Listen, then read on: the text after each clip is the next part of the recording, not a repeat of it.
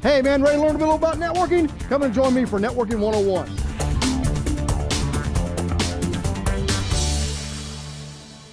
You know, is there really a difference between a port or socket? You hear the terms used interchangeably a lot, right? Some folks say that, well, I need to connect to port 80 on this socket, or this port on that socket, whatever the case may be.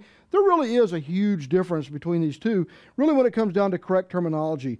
Basically, a port is a communication between one device and the next. If my computer here is going to connect with a TechWise server, I'm going to communicate with that over a port. However, if I'm going to write an application and run here on my system, and that application is going to communicate with another application on this same computer, that's going to connect via a socket. Sockets are applications talking to applications. And if folks are using them kind of interchangeably, technically it's wrong. Now everybody knows, that kind of, you can use them like that. But, when we're talking devices to devices, devices talk to ports.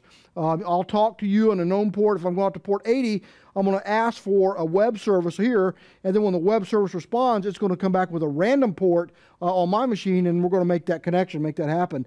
A socket, application to application, is directly mapped from the API to the application, or from the application to the application, whatever the case may be. Those are hard set. That's what you call inter-process communication that allows that mapping to actually work. That's the difference, man.